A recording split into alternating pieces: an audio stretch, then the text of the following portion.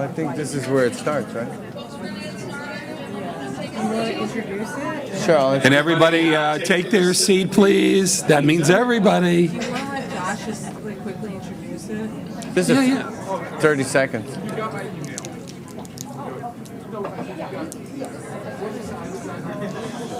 If I had a gavel, I'd be hitting the gavel into order now. So come on. We still have a lot of people to testify.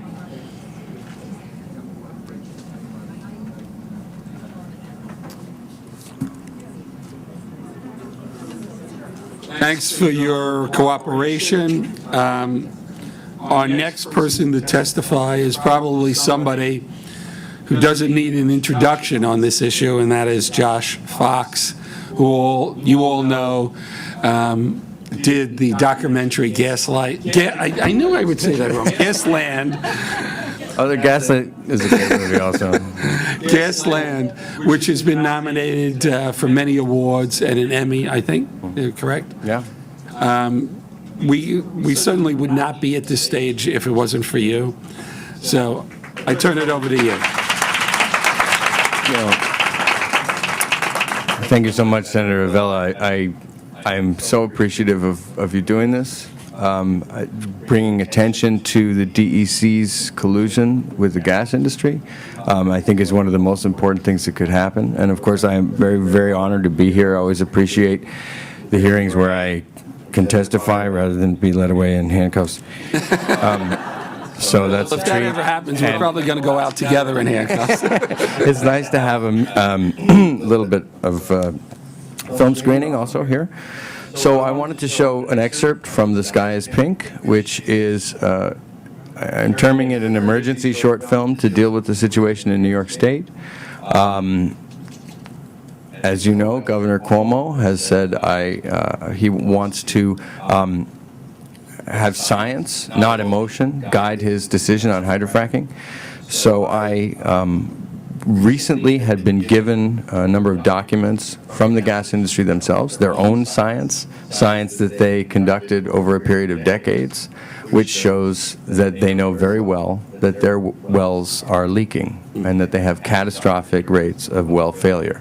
So the quote from The Sky is Pink, I think we'll hear why it's called The Sky is Pink in a second from Councilman from Pittsburgh, Doug Shields, and I think I'll just let it roll for about 4 minutes and then go into the specifically the documents that I want to present.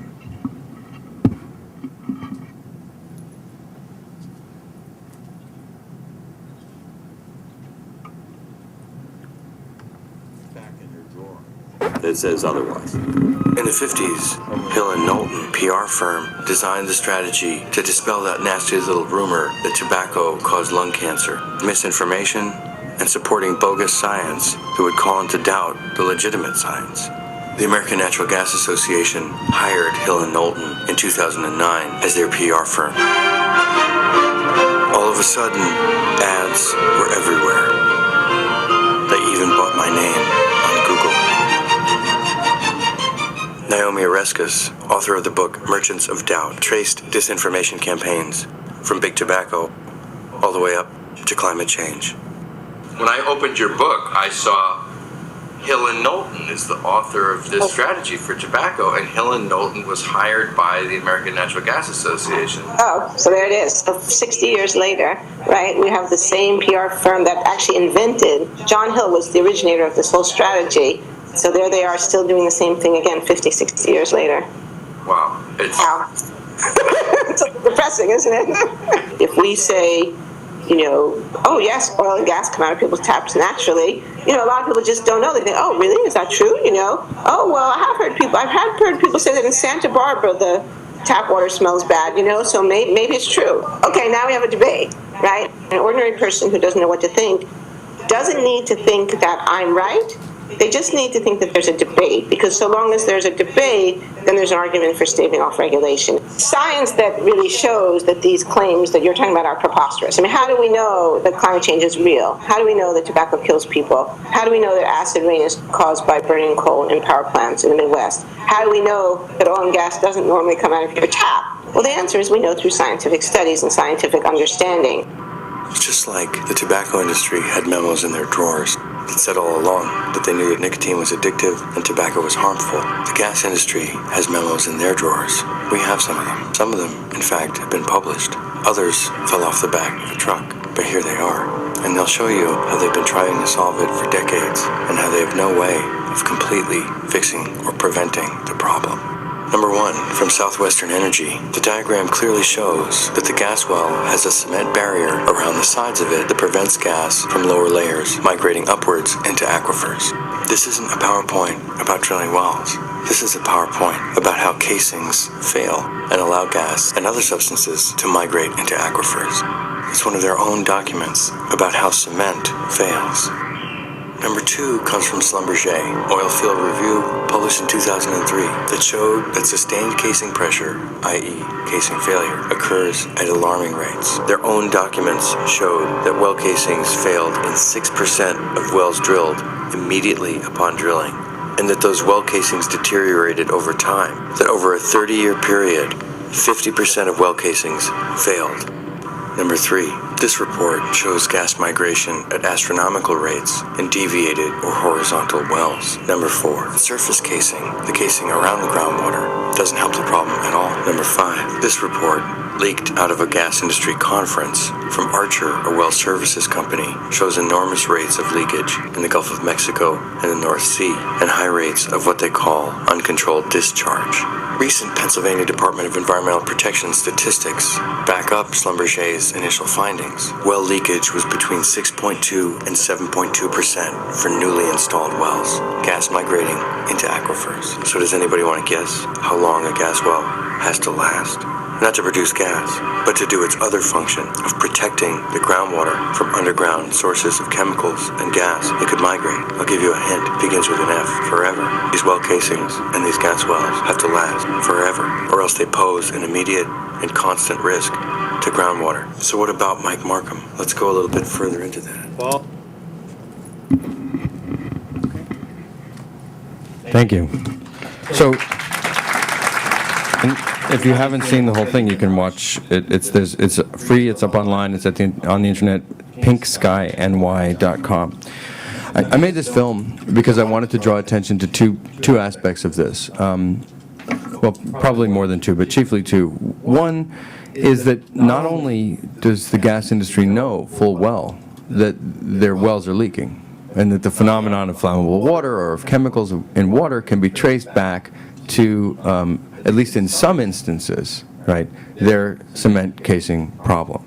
And I brought the documents that are featured in the film to you with a sort of request. Here you can see the Southwestern Energy PowerPoint, which shows the leaking through the casing, some of the statistics from Archer. And this report from Schlumberger, and Schlumberger, as you probably know, is the #1 fracking company in the world. And this chart on page 2 of why gas wells leak, that shows this unbelievable rate of failure, 6% immediately upon drilling and then 50% over a 30-year period. That means that in a single generation, half of the gas wells will fail, and that you're talking about rampant contamination, both of gas migrating and the potential for other substances migrating as well into aquifers. So what you're doing here, and the gas industry doesn't like, to admit these kinds of things because their priorities are not about protecting people or water, is you're trading water and the long-term health of the area for their profits, essentially, is what's happening. And as we know, we're at a surplus of gas in the United States right now. Gas is very low. So there are a series of pipelines that are being proposed going across New York State to connect to liquefied natural gas ports along the coast to export that gas to Europe, where it's more, it gets a higher price. So we're turning New York into what would be a developing world model of an exploitive economy. That part of it is just the very simple science behind this. And when I made the film Gaslight, I think perhaps I was kind of naive in terms of the way of presenting this, that presenting this information would provoke a change. Just simply presenting this in a way that was, that had some degree of popularity in the mainstream would actually provoke a reaction of sanity on behalf of both our government and maybe even perhaps the gas industry. Because they did have a choice to come out and say, oh, well, you know what? We're going to work on this. We're going to be good citizens. We're going to protect people. We don't have to assume that the gas industry's response would be automatic denial and obfuscation. But what they have done has gone so far beyond that, which is to try to influence governments, which is to spend millions upon millions of dollars on ad buys. I think, people who have a television know that when they watch MSNBC, they see the Energy Tomorrow lady on all the time talking about how great shale fracking is and safe fracking. And if you look at this, and you look at the history, you realize that there is no such thing as safe fracking. It's not possible. In the same way that there is no safe cigarette. And in fact, the second part of this that I wanted to talk about was Hill & Knowlton, the PR firm that the gas industry hired to do the very same type of job that they did for 50 years with this tobacco industry, which was to create bogus science, to create doubt, to go out there and influence both governments and the media and the scientific and academic community. And it almost sounds like a conspiratorial type of wacko idea to be pointing this out, but it's actually very easy to see. And I've prepared here a little bit of a sheet about Hill & Knowlton, showing them touting the shale gas industry and then scaling back 50 years and showing the same kind of thing for tobacco. And if you'd imagine that the DEC was in fact investigating tobacco, and you found out that they were trading emails back and forth with the tobacco industry asking them how much it would cost. This to me is amazing, that we're witness to a conversation about costs of the health of New York State, of the long-term health of New York State, and of the water resources. And as we heard from the very brave and amazing testimony just previously, actual human costs in terms of public health. It's astounding to me that this has come to light, and that it isn't a greater degree of controversy in the media. Right now, I have to come to a very simple conclusion, which is that this has nothing to do with science. This has to do with force. This has to do with power, and it has to do with force. I read emails between Tom West, Chesapeake's lobbyist, and the DEC, provided from the FOIL by Environmental Working Group. And I see that there's a very speedy response. There's like a kind of colloquial relationship going on there. Like, oh yeah, well let's, it's like, we'll talk about the costs of New York's water being flammable, and then we'll go play golf or something like that. And I at the last hearing I brought this up, that every several months we email Governor Cuomo, the DEC, and Joe Martens with a list of 25 very technical questions, not unlike the kinds of questions that were answered with great speed between DEC and the gas industry. And we've received no response, none at all. These documents were brought to them several times by engineers from Cornell, Tony and Graffia in particular, I know, brought them to their attention. And on Susan Arbetter's capital program, Tony was there with somebody from the DEC, and he said, well, if these documents are such a big deal, why didn't we hear from you before? And he goes, well, I've been trying to give them to you for 4 years. So what we're talking about here is influence and force. But if I can't get an email through to Joe Martens, and I can't get one to Governor Cuomo, I'm going to ask if this commission would please try to write one on my behalf. Is there any way that you could take this stuff, I'll put it in an email for you, it's all digitized, and just send this to DEC and say, we want to know what your answer is for this unsolvable problem. And I'll just give you a little bit of a hint about what would happen next. The DEC would say, well, we have the strongest well casings in our regulations. And then you'll point out in the documents that strength and durability are two different things. You can hold a big weight over your head. If you don't hold it for 3 seconds, you don't get the gold medal. Strength and durability are two different things. They have no stipulations as to durability in these well casings. And they also say, oh, well, we have extra surface casing. If you read, as it shows in the film, that surface casing doesn't matter at all because you've got problems with migration that are happening lower than that. And that this is rampant in the case of horizontal wells. So if there's any way possible to take that email and just forward it or something, maybe as a state senator, maybe there's enough power and force there that a documentary filmmaker doesn't have. Because what this comes down to, is, and I think this is a lesson to everybody in this room, and I think you all know full well, that this comes down to the power of the people against the power of an industry that doesn't care at all about us. And that there really is, it's amazing, like the broken record that's been going on for 4 years. I remember the first DEC hearings in Loch Sheldrake in 2008. I sat and taped those for 8 or 9 hours. It was exhausting. It was like, how long is this going to go on for? Well, 4 years later. My point is that it's time to call this and show this for what it is. And the only way, the best way that I can think of to do it is the industry's own documents, their own science, which I have here, and I'm happy to give them to you, and the questions that relate to that. So that's really the end of my testimony today. And hopefully, because my concern is groundwater, and even as a resident of Pennsylvania and the Upper Delaware, New York's vote on the Delaware River Basin Commission determines the fate of where I live. You know, it's not just a question of New York, it's also that whole swath of Pennsylvania and the Upper Delaware. So this pertains particularly to me as a member of a frontline community, but also in terms of 15, 16 million people who depend on that water, not just in New York, but downstream. Thank you. Thank you.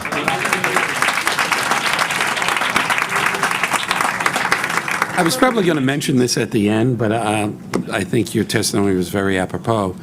I'm going to challenge the governor to meet with us. Thank you. And you and some of the experts to actually sit down and talk about it. You know, we have to put the governor's feet to the fire. If he says he's going to do this only if the science says, then why isn't he listening to us? And again, this is the single most important environmental issue this state has faced in a long, long time. The governor can get a little personally involved. Well, let's just talk also about the science. To me, the science. If this is the science, let the industry address their own reports.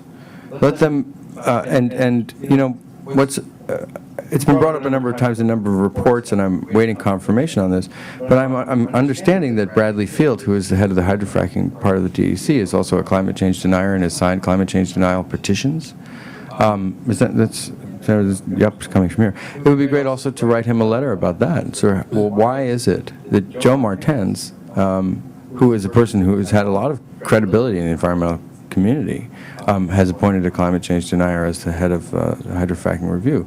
Let's talk about this I think that what I'm trying to explain here is there is a confrontation that's going on, and it is a confrontation, and it may need.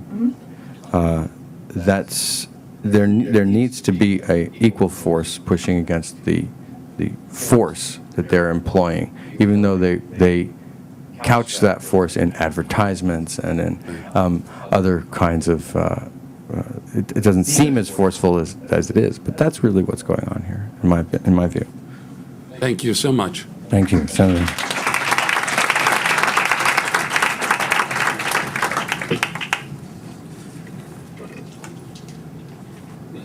Yeah, I'll take it.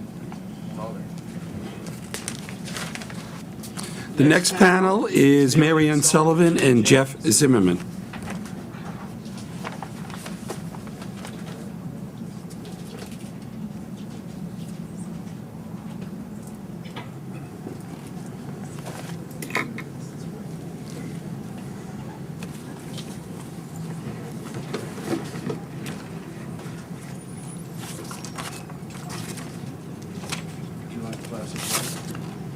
No, thanks. You want me to go first? Yes, I do. Okay. Good afternoon, Senator Avella, and I want to thank you and your colleagues very much for convening this forum. My name's Jeff Zimmerman.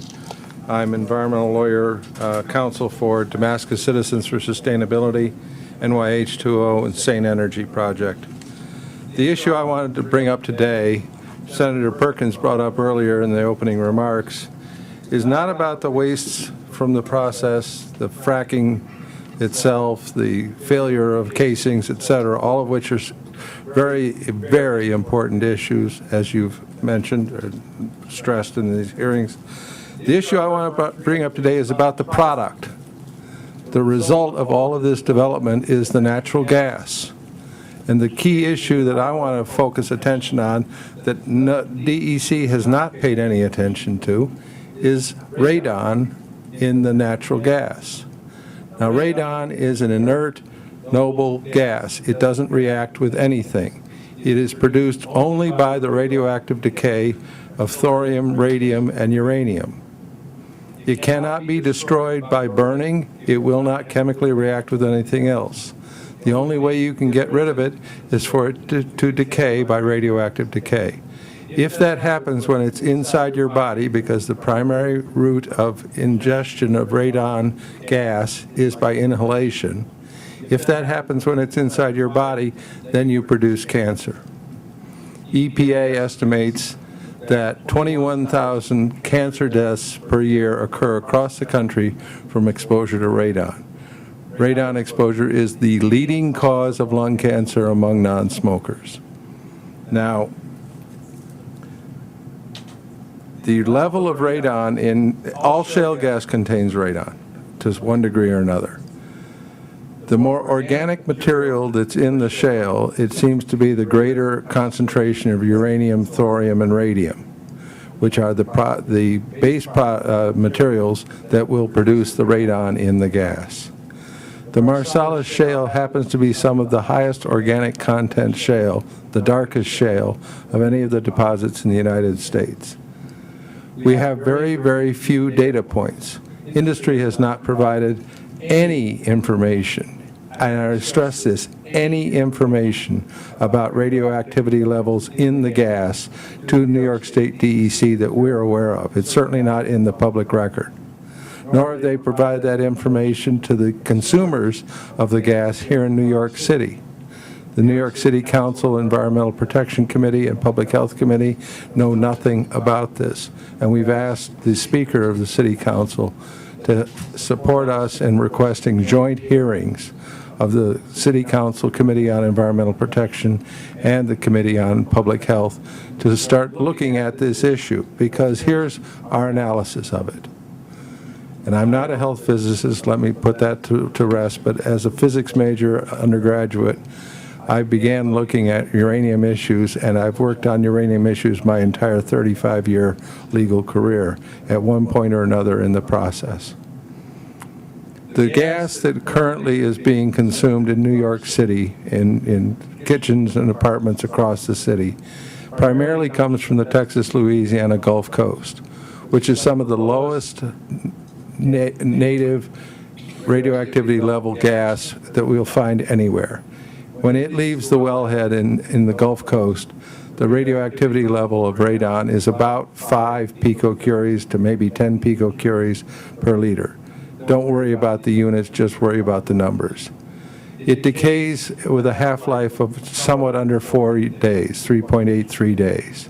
So in 3.83 days, half of the level will be there that was there at the beginning. It takes about 6 to 8 days, depending on the particular pipeline route that is followed, for that gas to get from the Gulf Coast to New York City. So in that period of time, you have gone through probably 2 decay cycles. So the 5 picocuries start level at the wellhead is now down to around 1 picocurie. And over this last winter, Sane Energy Project conducted over 300 tests in apartments across the 5 boroughs. We got about 100 usable results out of those tests.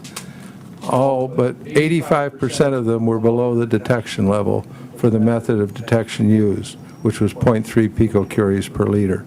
A few were 1 or 2 picocuries. There was one sample on Staten Island that was 4.5 picocuries. Now, EPA recommends that you begin mitigation of the radon levels in your dwelling when you hit 2 picocuries, and urges you to use aggressive mediation or mitigation of radon levels when you hit 4 picocuries. By contrast with the very low levels in the gas that we currently have, the one data point we have from Marcellus Shale activity levels is from the USGS in northeastern Pennsylvania, and that's 150 picocuries per liter at the wellhead. The transit time for that gas, which is dry gas as you've heard today, which means it doesn't need to be processed before it can be consumed.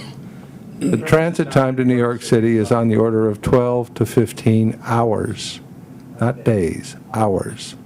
So the amount of decay that will occur is minuscule, maybe 10, 15%. In other words, when this gas is delivered into the apartments in New York City, we anticipate that radioactivity levels will be about 120 to 130 picocuries per liter. That is an enormous public health risk. Nothing has been done to look at it. Nothing has been done to examine it. That's our concern today. With that, I'll pass it over to my colleague.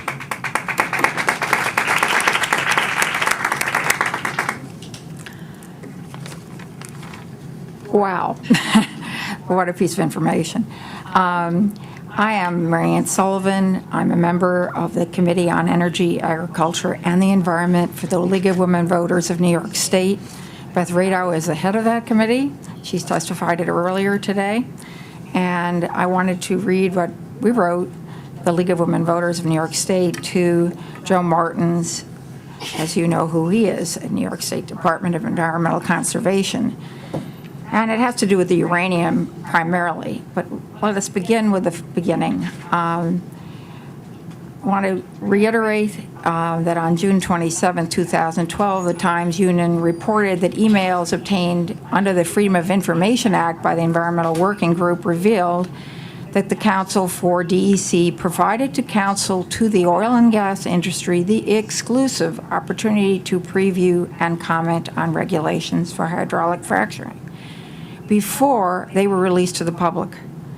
According to the chronology provided by EWG on September 26, 2011, 2 days before the DEC went public with its proposed regulations, Albany-based attorney Chesapeake Energy Thomas West wrote DEC regulators to make, quote, one last pitch, unquote, to, quote, reduce or eliminate radionuclide testing, unquote, of fluids that storms could wash away from drilling sites. EWG went on to state that because drilling industry representatives were the only stakeholders to see the draft regulatory language before it was published on September 28, 2011, EWG could not determine whether West's pitch caused the DEC to soften its approach to the issue of radioactive pollution.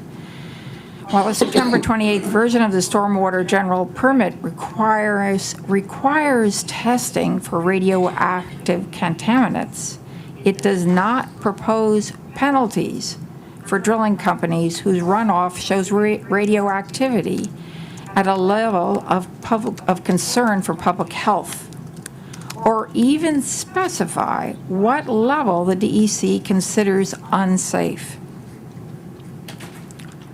On June 2011, the League of Women Voters of New York State sent a letter to the DEC, a copy of which is attached, supplementing its comments to the draft SGICE submitted on December 20, 2009, to reflect the results of a study reported on October 25, 2010, by the University of Buffalo, reporting that researchers found hydraulic fracturing also causes uranium, a naturally occurring radionuclide that is naturally trapped inside Marcellus Shale to be released, raising additional environmental concerns.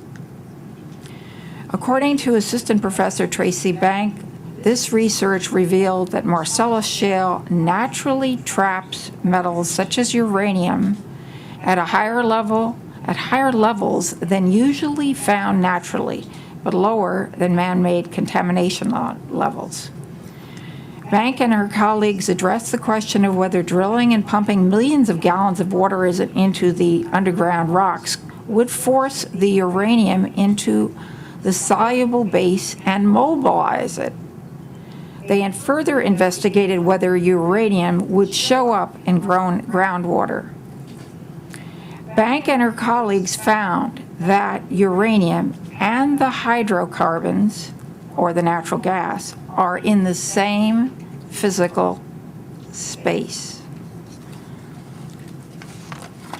We found they are not just physically, but also chemically bound.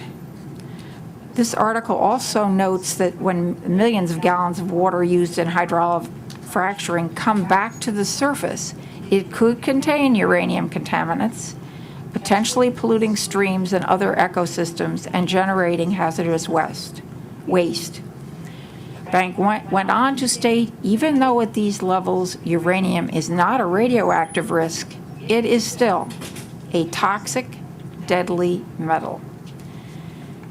In the attached letter, the League referenced Environmental Conservation Law Article 22, enacted in 1983, which prohibits the mining of uranium within the state because it might pose danger. The League asked the DEC to consider, before issuance of the SGICE, the apparent inconsistency between the scientific determination that New York has high levels of uranium. The natural gas hydrocarbons and uranium are chemically bound, and the express prohibition from the New York legislature against mining of uranium within our state, on the one hand, and New York's potential embrace of high-volume hydraulic fracturing on the other. A company drilling for shale gas need not intend to mine for uranium to unearth more than trace amounts or introduce the potential risks addressed by this statute. The League did not receive a direct response to its request for reconciliation of this apparent inconsistency, nor was it addressed in the draft of the SGICE. The League renews its request for the DEC to reconcile the still unresolved inconsistency that now extends to regulations that propose no penalties for drilling companies whose runoff shows radioactive activity at a level of concern for public health, instead of affirming the precautionary intent of ECL Article 22. The League of Women Voters supports transparency in government. This includes equitable treatment of all citizens in lawmaking process, particularly when, as in this instant case, the public health, safety, and the environmental costs associated with hydraulic fracturing may be at taxpayers' expense. We thank you for your consideration and look forward to your response. We have had no response. Okay, this is for you. Copies of your testimony, especially to Jeff. I gave them to Rebecca. Thanks for your testimony. Again, you brought up a very good, interesting issue as part of this overall problem. And I wasn't aware of the concentrations until you mentioned them. Well, it's an issue that isn't going to go away until the radon goes away, and it's not going away any other way than radioactive decay. And if we don't look at this, we're going to see a dramatic change in the lung cancer levels in the city. Now, fortunately, this Marcellus gas isn't getting to the city yet, but the pipelines are being constructed now, the interconnections are being now, that is going to bring this gas to this marketplace. And because it's the closest marketplace, it's going to be natural for this to be expanding in the gas supply of the New York City. Mayor Bloomberg wants to replace fuel oil with natural gas in order to reduce asthma in the city. A great idea, but let's not replace it with radioactive natural gas that's going to cause lung cancer. Thank you. Thank you.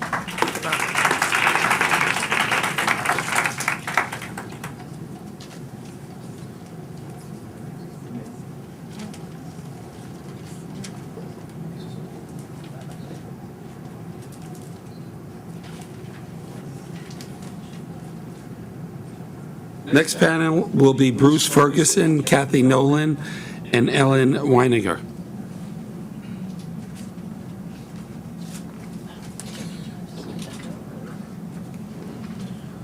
We have 3 more panels plus 6 people have requested to speak. So we only...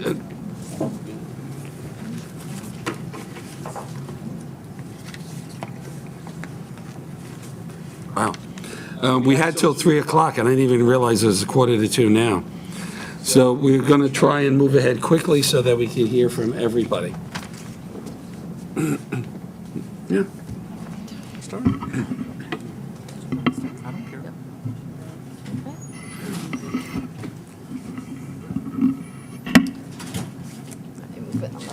Okay. Good afternoon. Thank you, Senator Avella, for convening this hearing and for your efforts to protect all New Yorkers against hydrofracking in New York State. My name is Ellen Weininger. I am a mother, a lifelong resident of New York, and I am the Educational Outreach Coordinator for Grassroots Environmental Education, a nonprofit environmental health organization with a special interest in children's unique vulnerability to environmental exposures and the links to human health impacts. In response to the governor's public statement that he intends to make his decision on whether to allow hydrofracking in New York based on science and not on politics or emotions, Grassroots compiled the most recent and most important independent peer-reviewed science on various aspects of hydrofracking in the easiest accessible format. Included in the digest are studies that were published after the DEC's public comment period ended, and even a study that has yet to be released. There was an emphasis on providing the governor with studies on human health impacts, since no review of potential health impacts was conducted by the Department of Health, and no health impact assessment was included in the DEC's SGICE.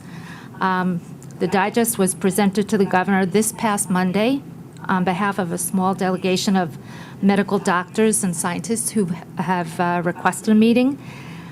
And the digest, which I have a copy for you here today to submit to you, was presented to Mr. Basil Sagos, the New York State Assistant Secretary of Environment.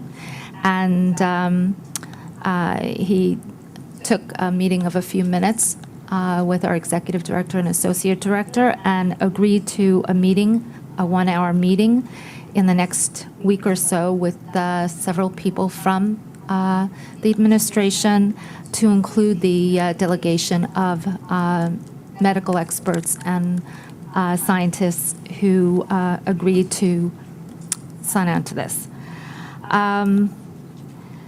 So this is a critical moment for New Yorkers, but especially for the generations that will have to live with the results of the decisions we make today.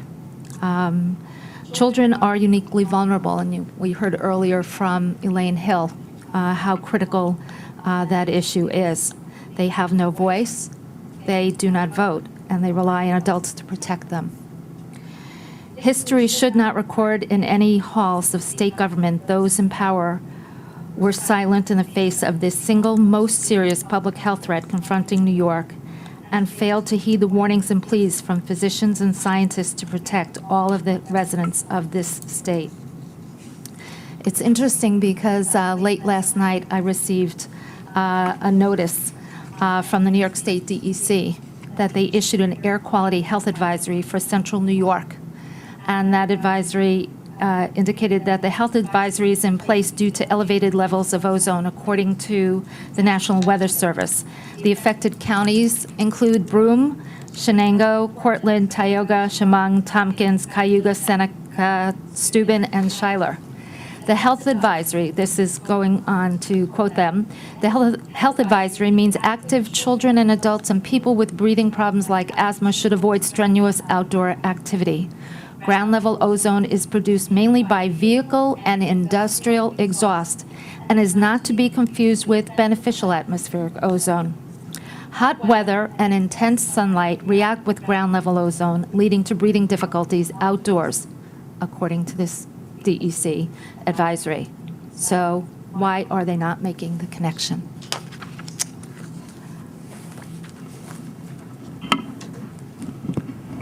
Senator Avella, thank you very much for holding this hearing. My name is Bruce Ferguson. I work with the all-volunteer grassroots organization, Catskill Citizens for Safe Energy. I think two themes have emerged here today. One is that there is a mountain of science showing why we should not go ahead with fracking in New York or anywhere else. There's no doubt about this. The science is there. It's being ignored. And a corollary to that is attempts to communicate with the DEC, with Governor Cuomo, are also being ignored. This is being done behind closed doors by very few people who are refusing to look at the abundant evidence in front of them. All of us in this room, and yourself as a leader, have been working very hard to try and get regulations that would either prohibit or regulate fracking. None of us have been successful. Since fracking became an issue in New York State 4 years ago, we haven't gotten a single piece of legislation to protect the public. We still have a hazardous waste loophole, there's no funds for a health impact assessment, and we don't have a ban. The inability of the legislature to act in the public interest stands in stark contrast to the treatment the industry received when it was setting the stage for the Marcellus shale play. Long before the public was aware of it, the industry was preparing to frack New York. In 2005, lobbyists drafted an unfair and perhaps unconstitutional compulsory integration bill that enables the industry to cheaply extract gas belonging to property owners who do not want to lease. The bill was written by lobbyists, delivered to the legislature by the DEC, and unanimously voted out of both the Assembly and the Senate in just 3 weeks.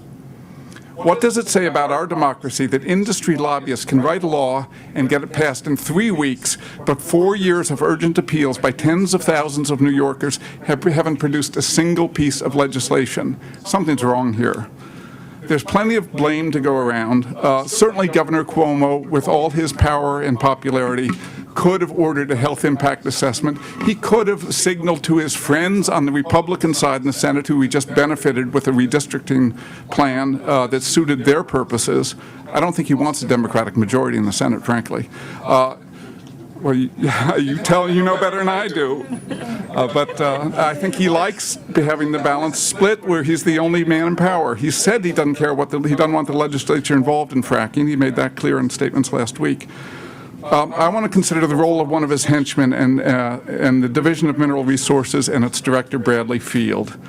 Mr. Field and his division have been dishonest brokers for the industry every step of the way. They've made misleading statements, concealed pertinent facts, and lied in an unrelenting effort to greenlight high-volume fracking in New York.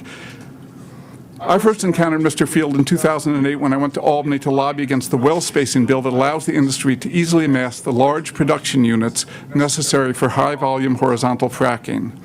At that meeting, I expected to meet with Assembly members, so I was astonished to find myself in a room dominated by Mr. Field and other officials from his division. I was also astonished to hear DEC staff promote a bill with sweeping environmental implications without any regard for the environment or public safety. Although this bill was actually critical to the industry's plans, the division misleadingly presented it as little more than a technical adjustment that would make it easier for the DEC to do its job. The Marcellus play, we were told, would be, quote, nothing new. Hydrofracking and horizontal fracking had been going on in New York for years. No mention was made of the fact that Marcellus wells would require millions of gallons of fluid, whereas conventional wells utilize between 20 and 80,000 gallons. No mention was made of the fact that slickwater fracturing would employ scores of toxic chemicals that had never been used in traditional nitrogen and foam frac operations in the state. In an email sent to a colleague of mine, the division claimed that Marcellus shale fracking operations in New York used, quote, only fresh water, sand, nitrogen, and a diluted soapy solution. These frac fluids do not contain benzene, toluene, or xylene. This was an outright lie. Documents I obtained under FOIL showed that by this time in 2008, the industry was already fracking the Marcellus wells, with vertical wells at that time, with scores of toxic chemicals that were not included in the list above. Some of these documents also state that BTX concentrations would be supplied directly to the DEC by the suppliers because this was, quote, proprietary information. Now, BTX is, of course, industry shorthand for benzene, toluene, and xylene, the very chemicals the DEC denied were being used in New York State wells. To sell the Marcellus, Mr. Field and the division repeated the industry line that in over 1 million frac jobs there had not been one instance of water contamination. As New York's Director of Mineral Resources, Mr. Field knew, or should have known, that EPA first identified water contamination due to fracking as early as 1987. And Mr. Field lied about New York's own drilling safety record. He repeatedly insinuated the state had an unblemished record, and on one occasion, he dismissed an accident that utterly destroyed water supplies for several homes as one where, quote, a drill bit got stuck and muddied up a bunch of water wells. Walter Hang subsequently foiled DEC's record and found evidence of more than 270 accidents, including drill rig fires, explosions, toxic spills, and contaminated water supplies. Over the years, the Division of Mineral Resources has continued to carry water for the industry every step of the way. Anyone who read the first draft of the SGIS might have thought it was entirely written by lobbyists, and for all I know, it was. And the revised draft, edited, quote, edited and coordinated by the Division of Mineral Resources, was somewhat better, but it still favors industry misinformation over real science. For example, the revised draft ignores the groundbreaking, peer-reviewed, quote, methane and the greenhouse gas footprint of natural gas from shale formations by Howarth et al., and instead relies on outdated and inaccurate information downloaded from the Chesapeake Energy website. I recently had an opportunity to collaborate on an article with one of the very founders of environmental movement in New York State, Robert H. Boyle, and I've attached a copy of the article we wrote. Now, I have to say my friend Josh has stolen my thunder here, because I was going to conclude with the fact that Mr. Boyle discovered that Mr. Field was a climate change denier who had signed a petition that denied greenhouse gases are a problem and denied the fact that they contribute to global warming. In other words, in the great state of New York, the man charged with controlling the emissions of greenhouse gases from oil and gas wells doesn't think greenhouse gases are a problem. And let me just conclude by saying I hope that you have a majority come the next election and you can hold a hearing and investigate the Division of Mineral Resources. It's a stable that needs to be mucked out. Thank you.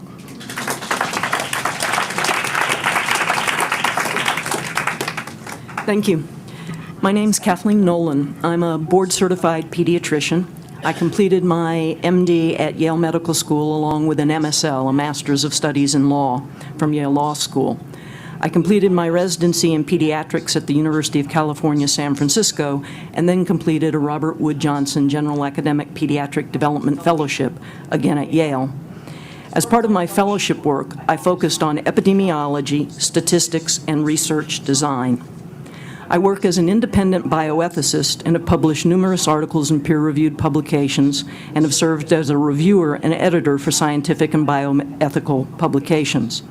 I currently serve as the regional director for the High Peaks at the Woodstock office of Catskill Mountain Keeper, an environmental nonprofit focused on preserving the health and environmental richness of the Catskill region.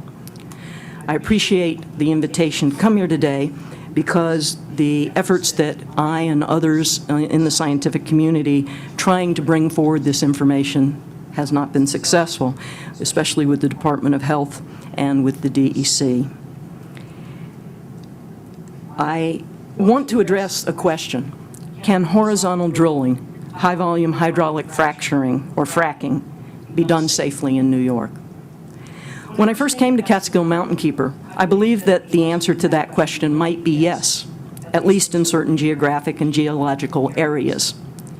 Over time, I have come to a quite different assessment. And recently at Mountain Keeper, we've been reviewing the documents that are compiled, plus others, to try to define our reasons for coming to a conclusion that the answer is quite different. So we've been studying, not waiting for fracking to start, as you asked earlier.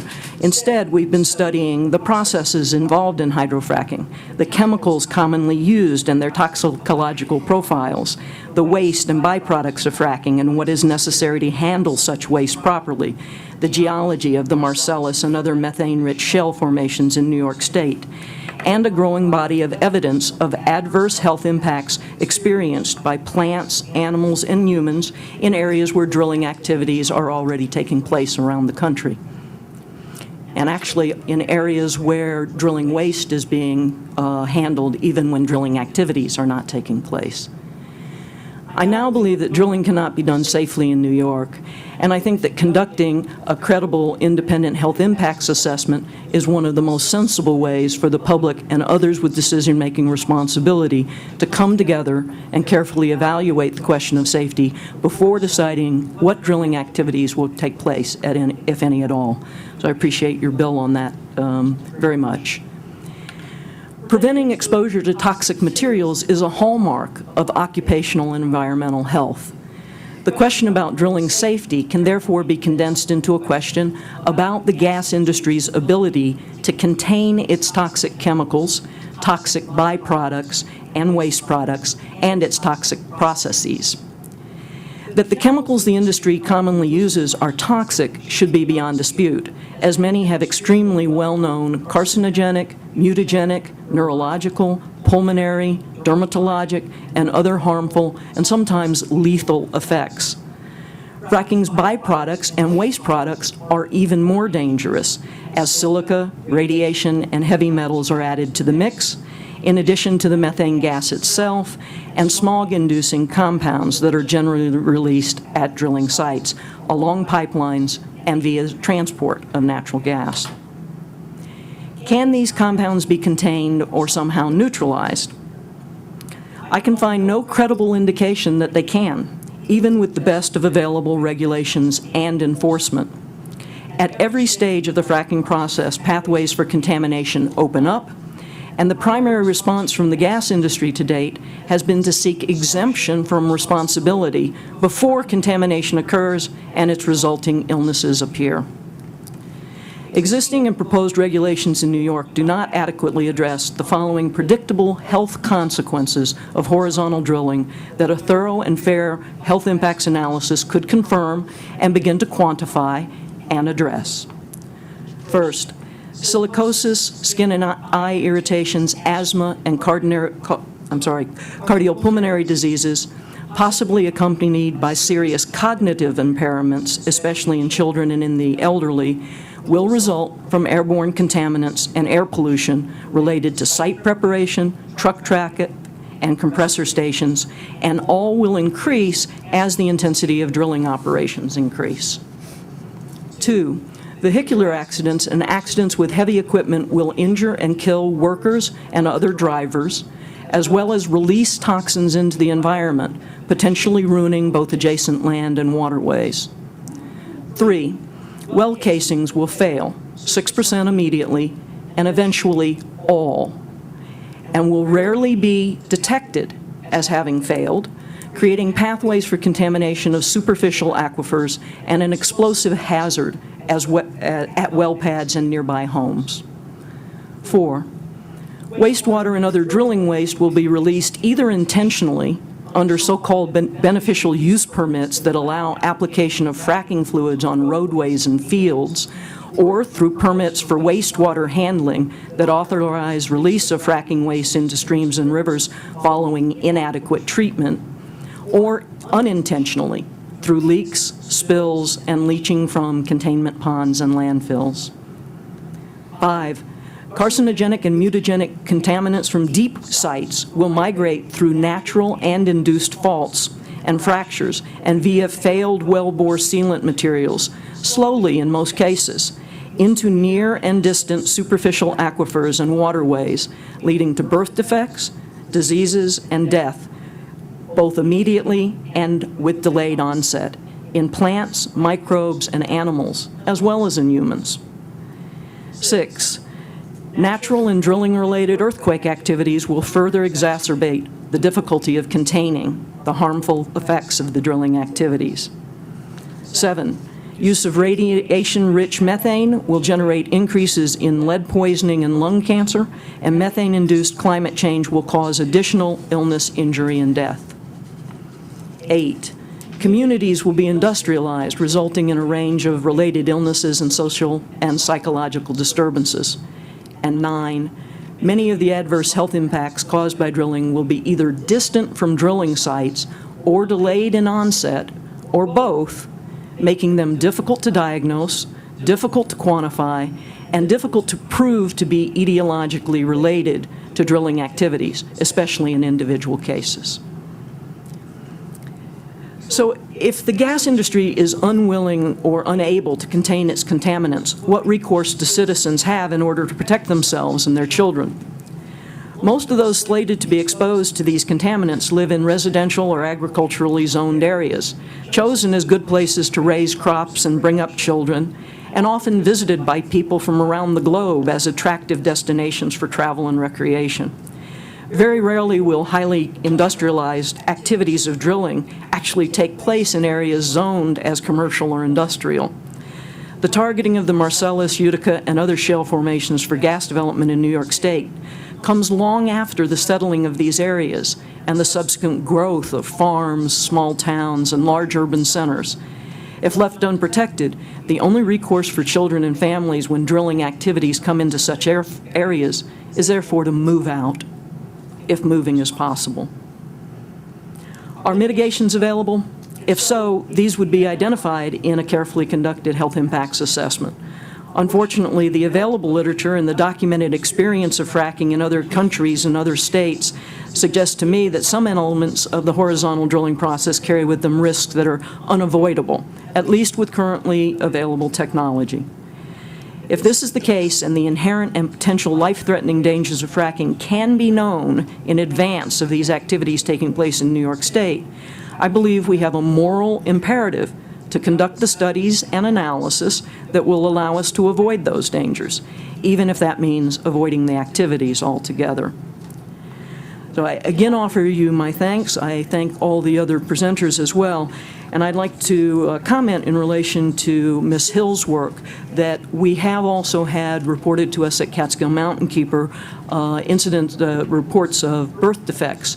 We have tried to follow up on those reports and have found that the official registries, both from the CDC and in New York State, have approximately a 5-year lag time in terms of actually compiling and reporting the birth defects that are occurring.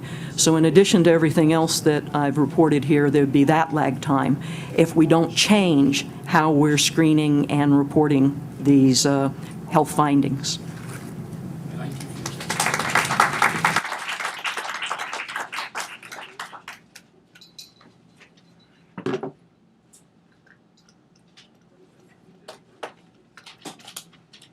Next panel is Brendan Woodruff and David Braun. Oh, yeah, thanks.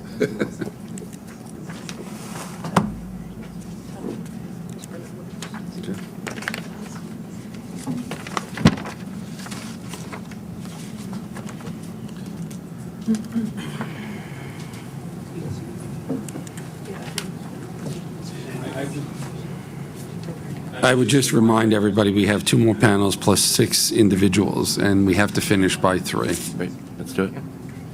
If everybody can be concise. And I know you've all waited a long time to testify, too. I appreciate that. Good afternoon. My name is Brendan Woodruff. I'm the Hydrofracking campaign organizer for the New York Public Interest Research Group.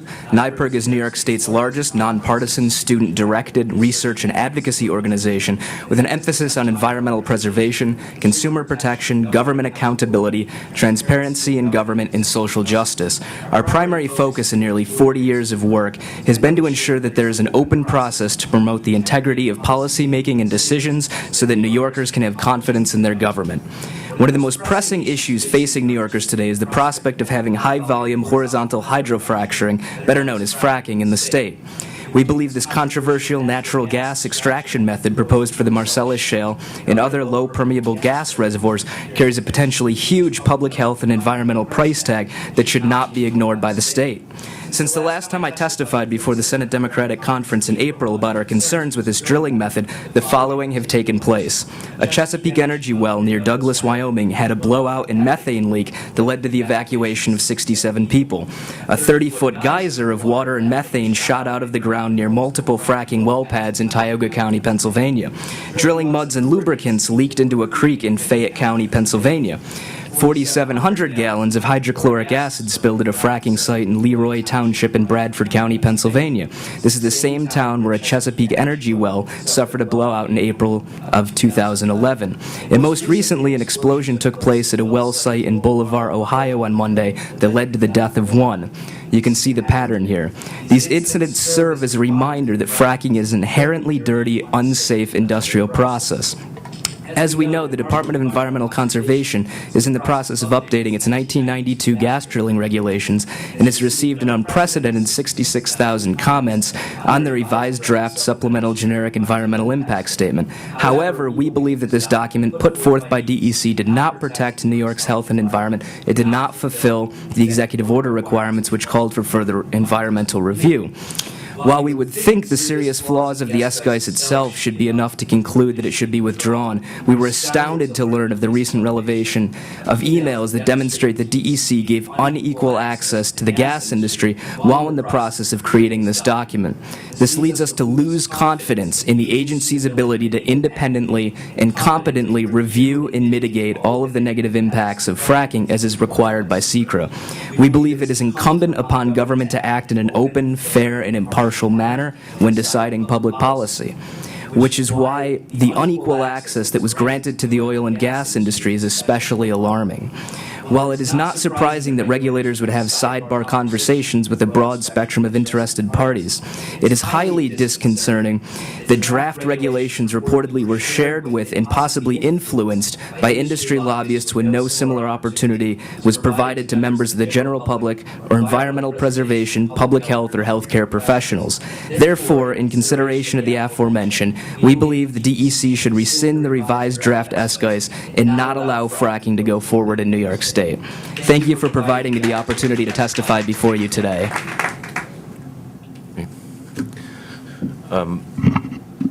Good afternoon, Senator Avella.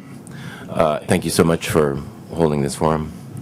My name is David Braun. I'm the president of United for Action, and I'm a lead organizer for the coalition of over 130 organizations, New Yorkers Against Fracking.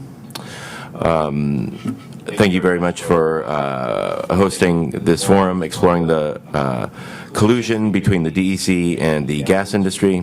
These email exchanges uncovered by the FOIL documents from Environmental Working Group, while not terribly surprising, are confirmation of an internal dialogue and cozy relationship between an industry that has time and time again proved itself to be bad actors, and the governmental watchdogs that are charged with looking after the best interests of the citizens and the environment.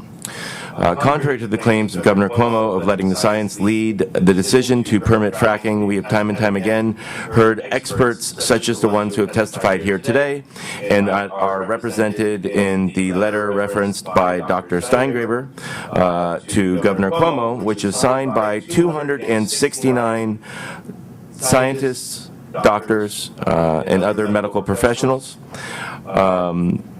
expressing their concerns that the science is not in support of this practice. In fact, they tell us there is very much to be concerned about. Here's a quote from the letter in reference to the SGICE. To the contrary, we, the undersigned members of the scientific and medical communities, have continuously provided facts, logic, science, and information about fracking throughout the 4-year review process. We have shared our research findings, summarized evidence, submitted hundreds of comments, and provided oral and written testimony. The problem is not the lack of scientific discourse. The problem is that the voice of science is not being heard. Again, that's 269 scientists and doctors and other medical professionals speaking. Unfortunately, it seems that the governor and the DEC are not listening to the science. And now with these new revelations of collusion, we are getting a small window as to why that is. And while the governor may not be listening, the people are. My organization represents 10,000 members here in the New York City area. However, there are hundreds of thousands of citizens from a variety of different backgrounds and interests who are expressing serious concerns about the myriad of problems and dangers associated with hydrofracking. Because of the alarm created by these scientists and doctors, advocates have taken a number of steps to try to keep New York State safe from these dangers. In June, we hosted call days where 5,000 people called Governor Cuomo's office in a single day and asked him to ban fracking. In May, we delivered 200,000 petitions to ban fracking to Governor Cuomo's office. In November of last year, in December of last year, hundreds of people, thousands of people, 2,000 in New York City alone, turned out to the DEC hearings to express their opposition to fracking. 67,000 comments were filed in the SGIS, most of them in opposition to fracking or critical of the document. The response? Nothing. Meetings? None. The people, like scientists, are not being heard. So now we have a dilemma. If the scientists are not being heard, and the people are not being heard, who is being heard? In one of the email exchanges between Steve Russo and Tom West that was uncovered by the Environmental Working Group, Tom West warned Steve Russo about the vocal participation at a hearing for the SPECTA pipeline and tells him to take that into account when moving forward with the DEC hearings. What was West warning Russo about? At the SPECTA hearings, where I was present with a good number of other community members, testimony was given by a wide variety of individuals, including a representative from the borough president's office, other elected officials' offices, community members, experts, etc. So what is the problem? Isn't citizen participation what hearings are for? Since when does citizen participation become a disruption? I believe it's probably more of a disruption towards business interests than anything. At that meeting, we had about 300 community members, all opposed the pipeline. FERC approved it anyway. Based on the information we are hearing today, there are a great number of things to be concerned about. The Environmental Working Group report calls into question the integrity of the whole process and exposes a major threat to public health. With a process which is proving to be dangerous as fracking is, why are we being asked to weigh in on regulations? Clearly, we should be first asking the question, is fracking safe and should we do it? There is a powerful movement that is following and listening to the science. And not only are we listening, we are also speaking. We are speaking out. We will not be deterred and intend to make sure that the rights of all people to clean water, air, food, and land are respected. We will not abide the ruination of our state. Thank you for holding this forum. Thank you, gentlemen.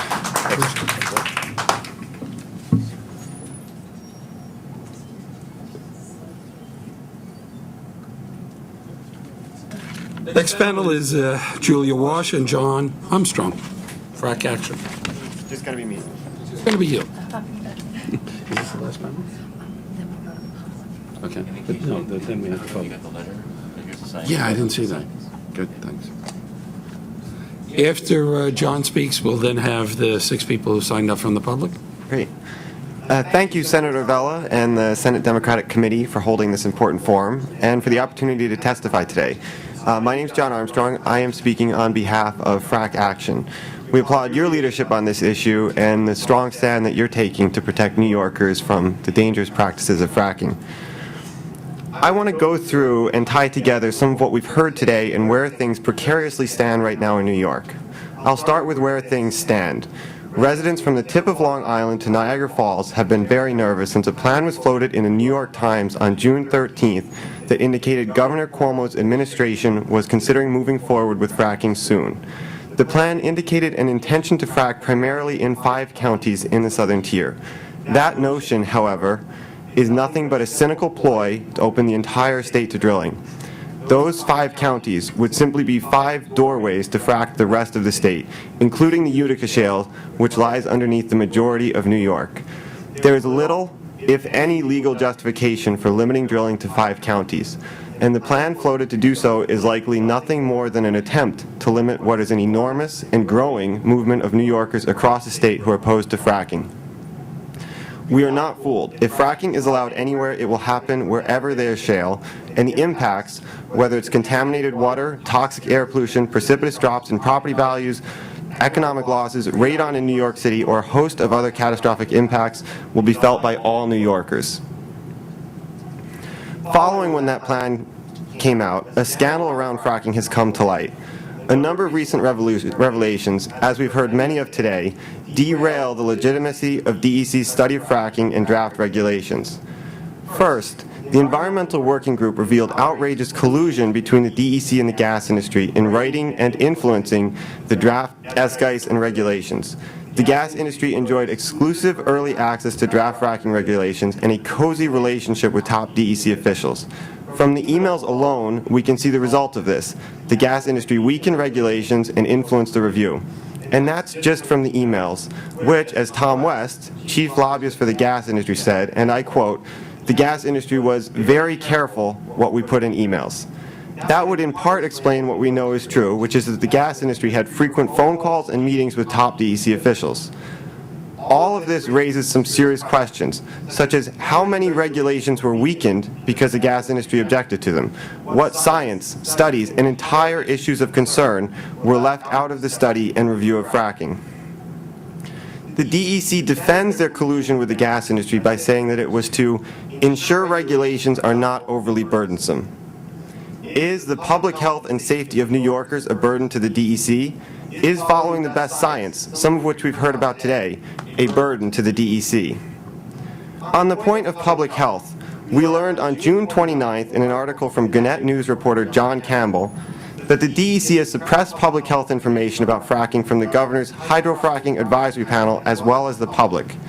Two county health organizations, one, the New York State Conference of Environmental Health Directors, and two, the Association of County Health Officials, prepared reports specifically for the advisory panel about the health impacts of fracking.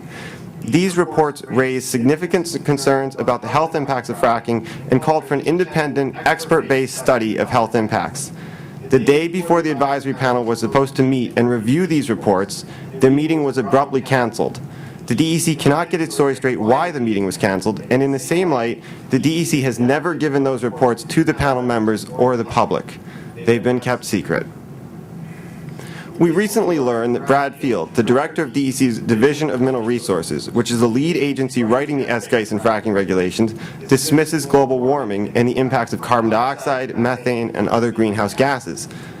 We'll be very clear. This is an outrageous affront to science and is indicative of the seeming disregard for good science as witnessed in the prevalent dismissal and often outright exclusion of independent science in the SGICE. This brings me to the last point I'll make, which is to highlight what we've heard so much of today. One expert after another today spoke to being turned away and ignored by the DEC. They spoke of the DEC leaving out theirs and other independent research and evidence on fracking's impacts. Whereas the gas industry has had the red carpet rolled out for them by top DEC officials, independent scientists and health professionals have been met only with a locked door. In closing, it's clear that the public can have absolutely no faith in the process, the DEC study, the current SGICE, and proposed regulations. The SGICE must be withdrawn, and New York needs to start over with transparent and independent reviews of environmental, economic, and health studies that accompany any new draft of the SGICE. Thank you very much.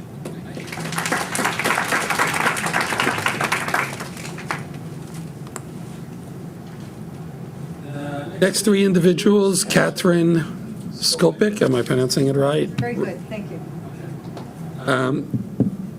Rebecca Cass-Stevens, and Diane Pagan.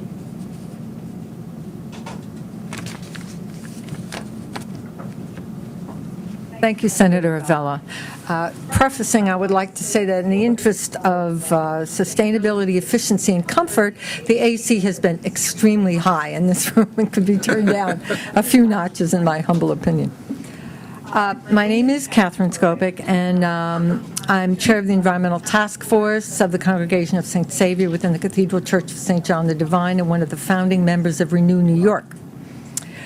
And the title of my statement is called Global to Local.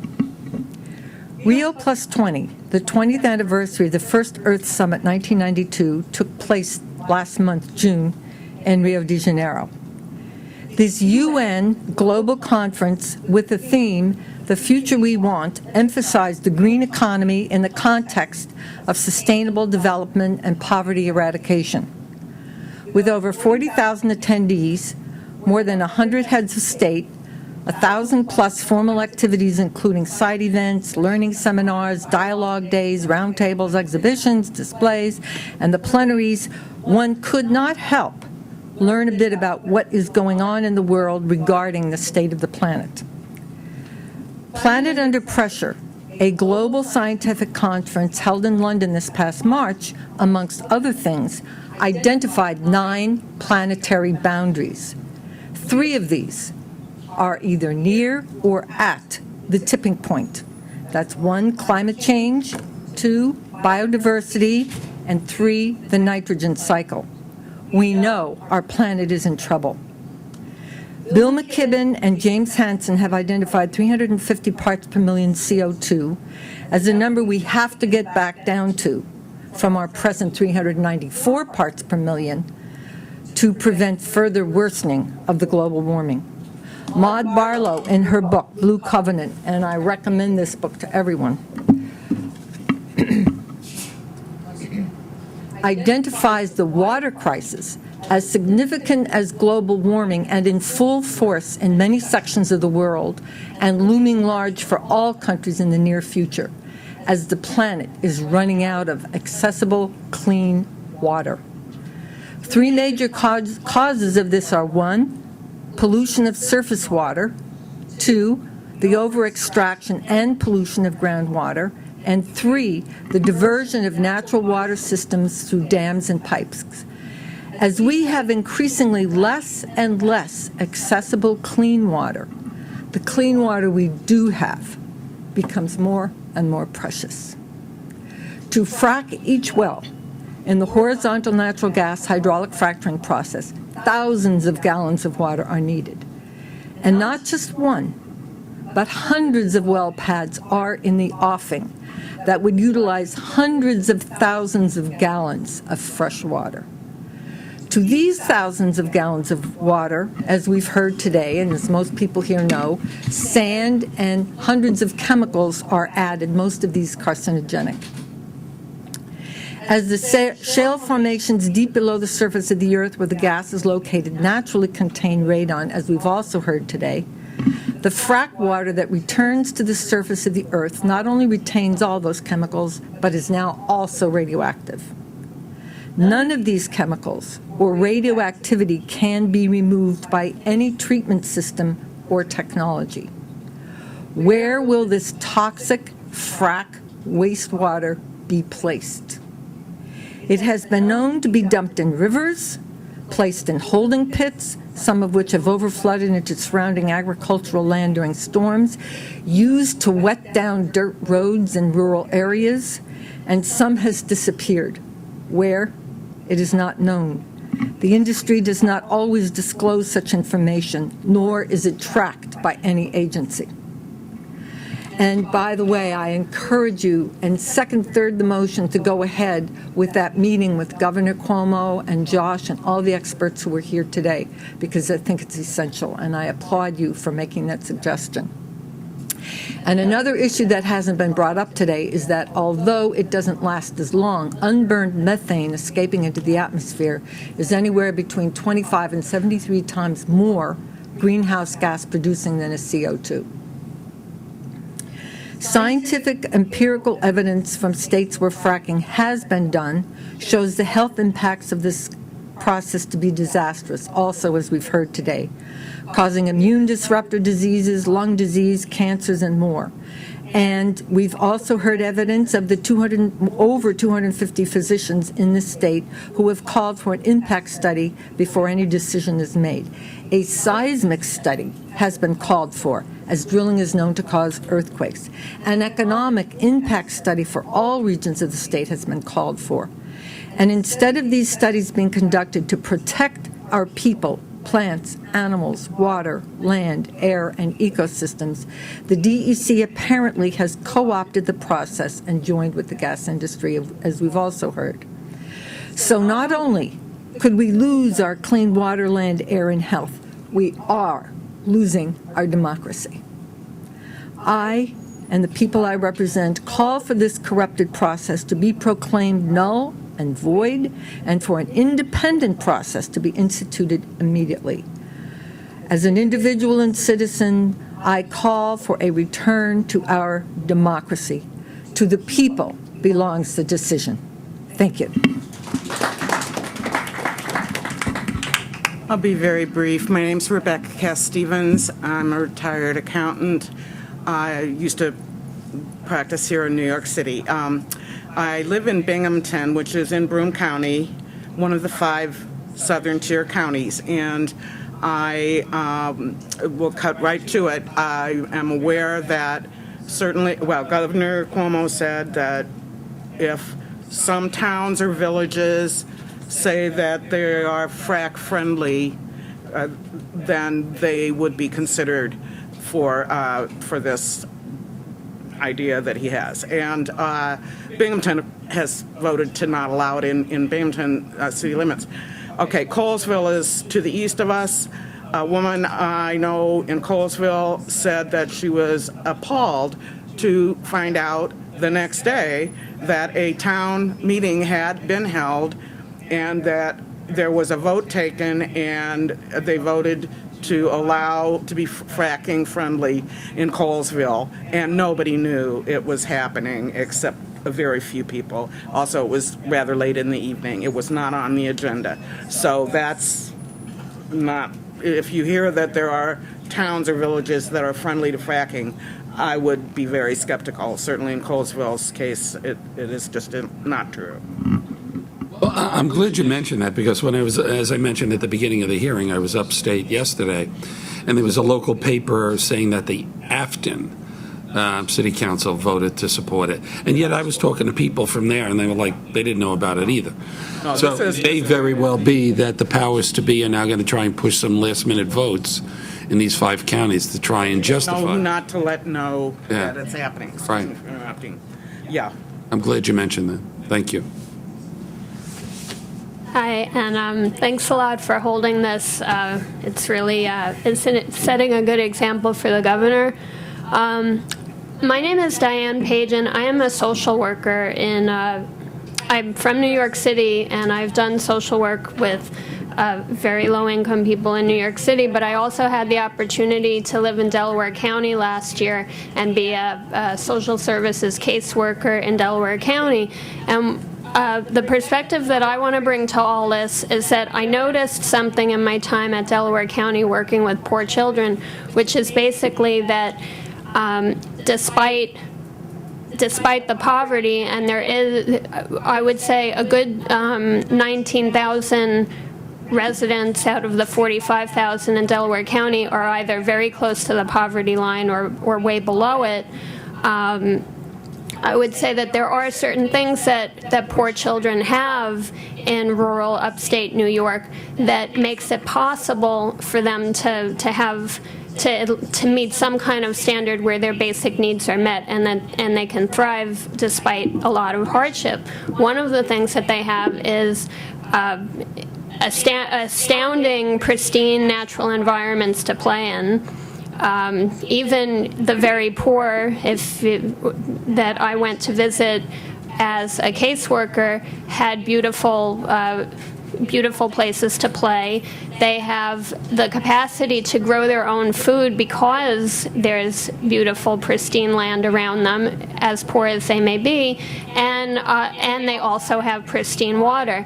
And my concern is, just to bring it back to that, is that I'm very concerned for what will happen after fracking, how you remediate that. I kind of see it as, maybe it'll end up being like this thing like from the Titanic. Remember in the Titanic when all the poor people were stuck down and ended up dying and the rich people were able to get out? Because I've kind of thought this through to its conclusion, and with regard to, so if you were to ruin the water, right, then it would be incumbent on the state to remediate what the corporations had done. And that means that the social services costs, obligations of the state will go through the roof, not in a way, I mean, I think that the state should increase the things that they provide to lower income communities, but not to remediate a wrong that never had to take place. The costs, social services, special education services to remediate the cognitive problems, Medicaid to pay for all of the respiratory problems, the cancer, the immunity problems. The state will be absolutely hobbled by the costs that will come from this. And it's so unnecessary that if we plan properly. So I just wanted to inject a little bit of what I think has to be remembered, which is that in any of this, of course, we'll all suffer, but the people who are going to suffer the most are the kids, and don't take away from the children in rural environments really the only great wealth that they have at this time. And of course, that's not even going into what could happen to the children in New York City. So thank you. Thank you. Last panel, Jessica Roff, is it R-O-F-F? William Houston, Danielle Gerard, and Adele, is it Brenda? Okay.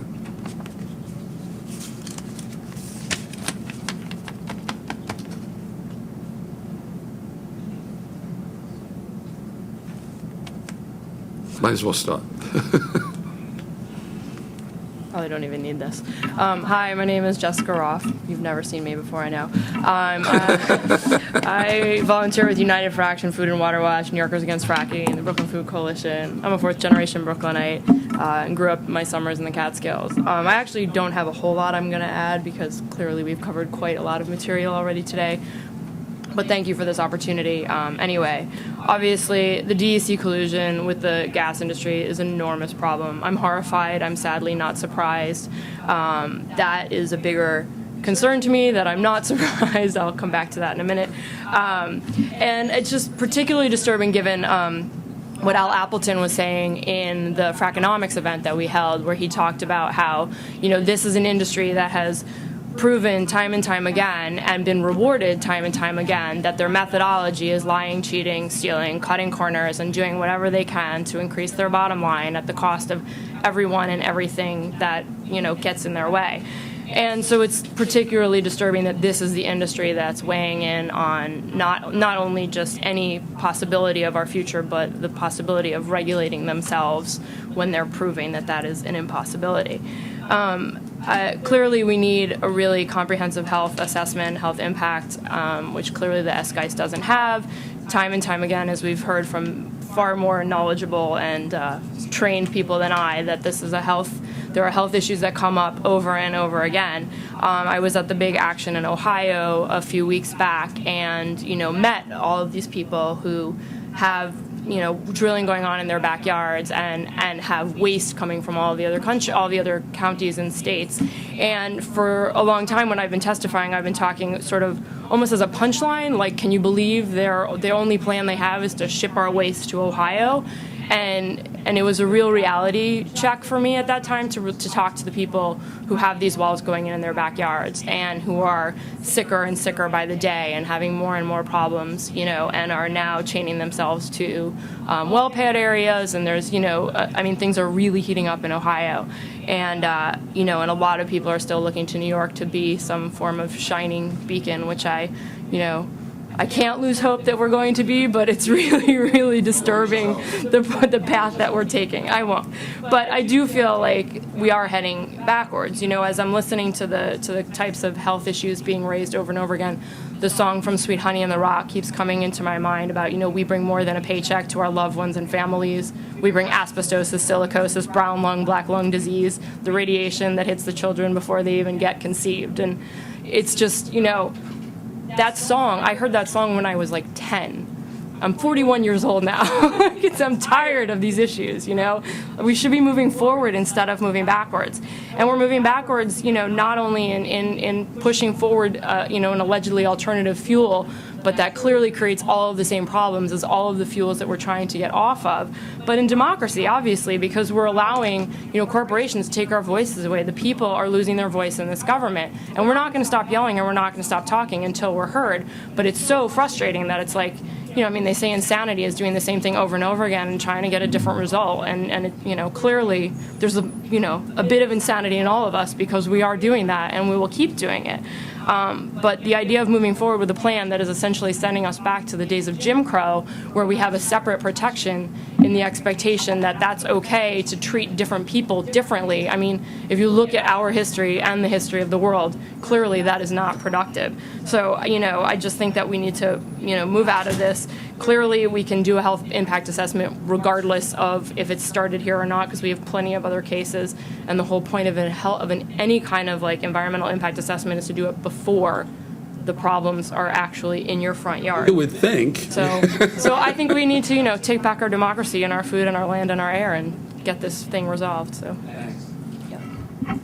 Thank you, Senator Avella. I'm going to ask you to take a flight of fancy with me today, and we should pretend that adequate regulations can be drafted, that there's nothing wrong with the revised draft SGICE, that there was no collusion between the DEC and the gas industry, and that the gas industry are good citizens. So taking all that into account, we already know several things about New York State. One is that the DEC has had its budget cut drastically. It has fewer than 20 people overseeing more than 13,000 conventional wells. It has no staff and no ability to oversee fracking or to enforce any regulations. Number two, the state has no plans to deal with an emergency, least of all poisoned drinking water, and no plans to provide drinking, bathing, or cooking water to any towns and villages in which such an accident could occur. Number three, there is no requirement by the state that industry have the experience, the finances, the insurance, or the equipment to deal with an emergency. New Yorkers are going to end up footing the bill. We are essentially the insurers. Number four, fracking does not make economic sense. Any alleged economic benefits to landowners, to anybody else, will be wiped out by taxes and fees to support filtration systems and other remedial measures, including addressing all of the health impacts that we've heard about today. So now I'm going to end the fantasy and just say that all the objective data and evidence show that there is no safe way to frack. That's why Three Parks Independent Democrats supports a ban on fracking. I recognize now that I did not introduce myself. I'm Danielle Gerard, the president of Three Parks Independent Democrats. We are an Upper West Side political club that has been working for a ban on fracking in New York State for 2.5 years now. And finally, now that our fantasy is over, I also wanted to leave you with another in your series of questions to ask the governor, which is that given the heat we are currently experiencing, the drought around the country, and climate change in general, is fracking really what we want to be doing with millions of gallons of water per well?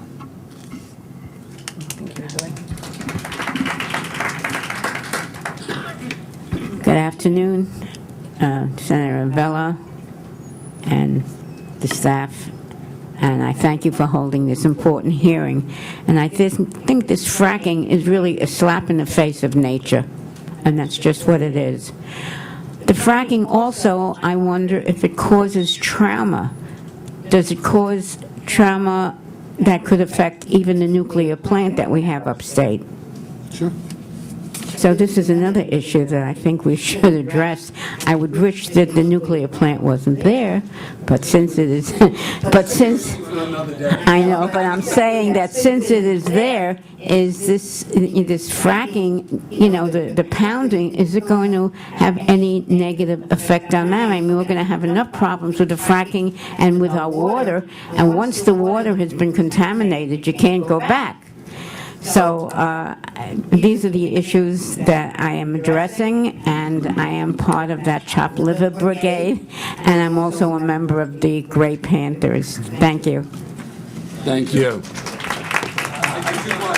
You know, in summary, sort of thank everybody that's come to testify today, especially everybody who came from the very beginning. We've been here for 5 hours. It doesn't seem like that long, actually, at least from my perspective. The battle goes on. You know, when I was actually in the city council, when was it, 2009?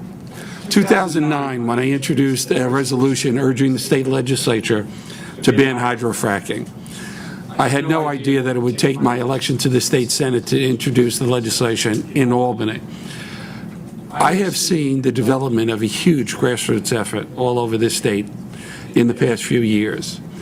And if anything, and this goes back to what Josh Fox was saying earlier, if anything is going to defeat the money and the oil and natural gas industry, it's you and the people in a real grassroots effort. And I'm still optimistic that this can be defeated because Governor Cuomo has higher ambitions.